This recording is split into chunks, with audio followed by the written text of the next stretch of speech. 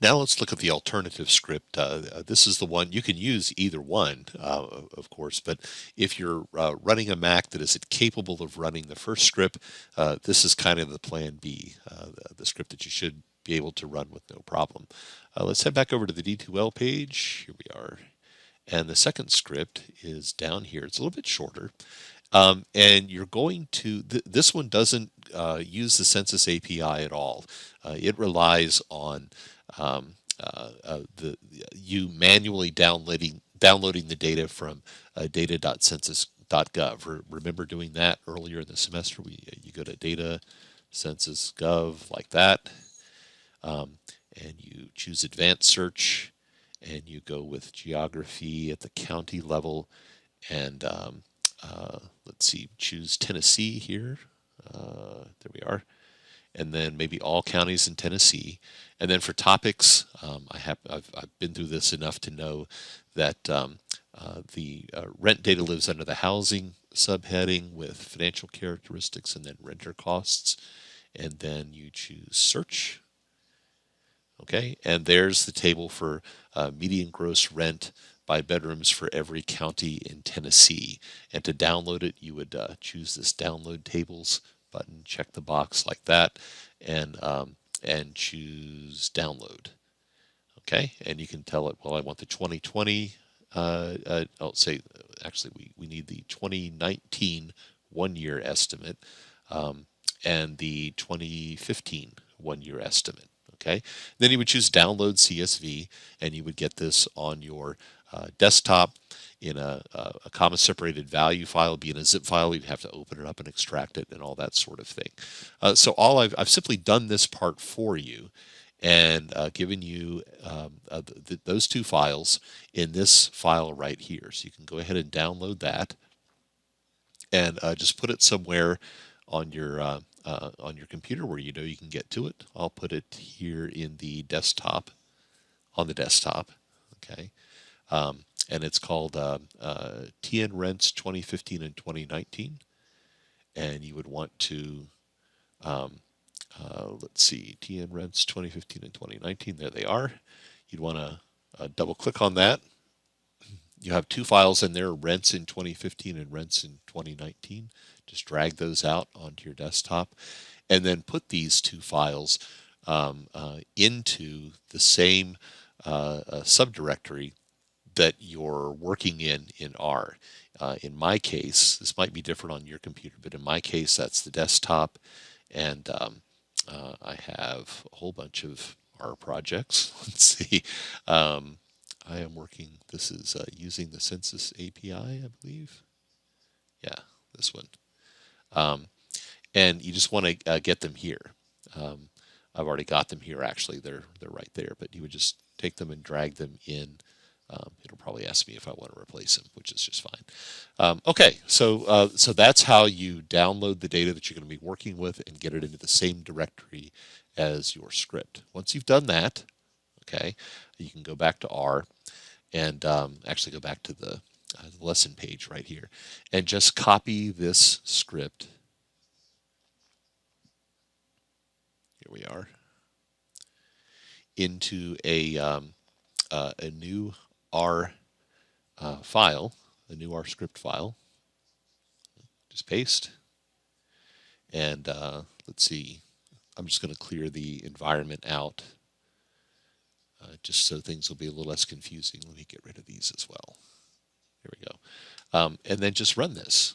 What it's going to do is it's going to, first of all, read those two files, the rent in 2015 CSV and rent in 2019 CSV. This little bit of the code right here tells it to skip the second line in each of those two CSV files. If you remember, when you pull one of these CSVs down from the Census Bureau, the first line has the actual variable name in it, and then the second line has a semi-readable description of what the column is. And R wouldn't know what to do with that. So this little extra bit of code here, this header equals T -1, tells it to omit that second line. So let's do that. and it should put them in new data frames that'll show up over here. One called rents in 2015 and one called rents in 2019. And there they are.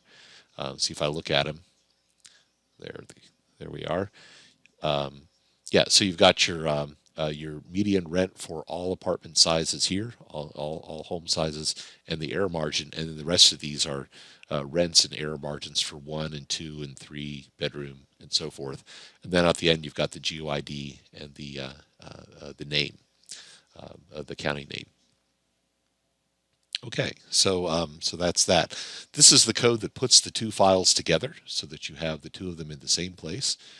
Gives it a name called merged rent. Let's see, did I run it? There it is, merged rent. So now they're together. Okay, and and then this is going to calculate all of those variables that you calculated when you did this in the spreadsheet, right? Oh no, sorry, this is doing something else.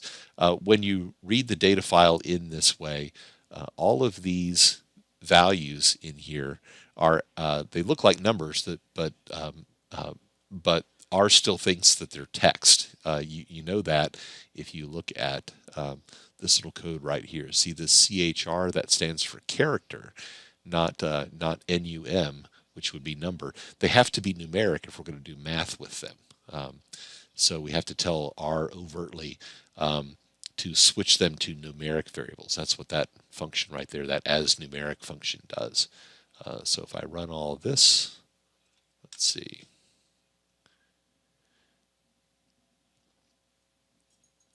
Okay, and now if I look at merged rent, let's see here.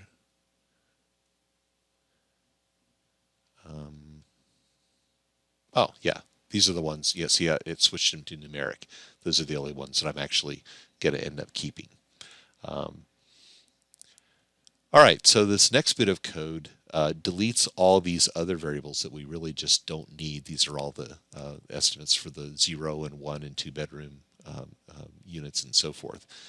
So it pares things down and puts it into a smaller data frame called my data. That's what's happening here. So now we have, let me close this. There's my data. Okay, see, a whole lot fewer variables. Just the rents in 2015 and the error margin, the rents in 2019 and the error margin, and the name of the county. Okay. All right, and this is the code that calculates the rent change and also checks the significance level of the rent change. So when I run that, I get a couple of extra columns in the my data file. See, now we have the rent change right here. That wasn't there before. The test value and the significance level. If you sort by the test value, you can see that everything is non-significant up until the value exceeds that 1.645 value. That is the sort of critical value for the test, and then from there down, all the rent differences are significant. You can also sort by change right here, and you can see that Davidson County, Williamson, and Rutherford, the three of us, well, we have the biggest rent increases in the state since 2015.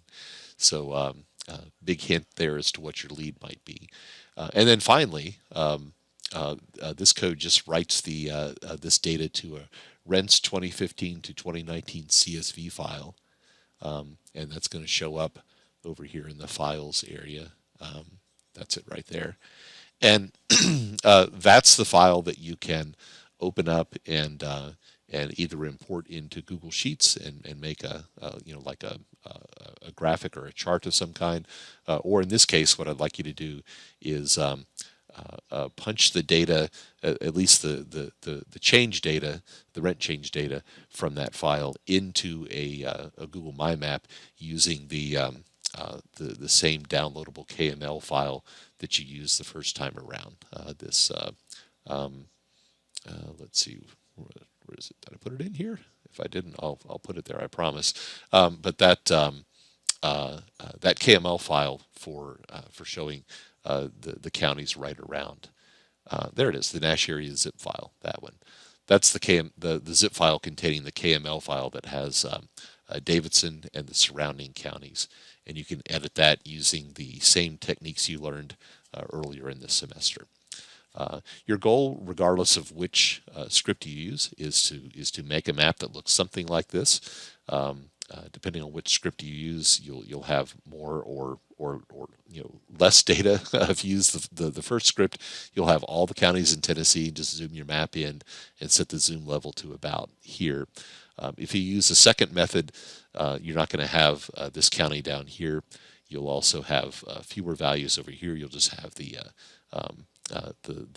rent changes for Davidson and the surrounding counties that have 65,000 or more in population. But that's just a quick run through of that second script that I hope you'll be able to run if for some reason your Mac is unable to handle the more sophisticated script.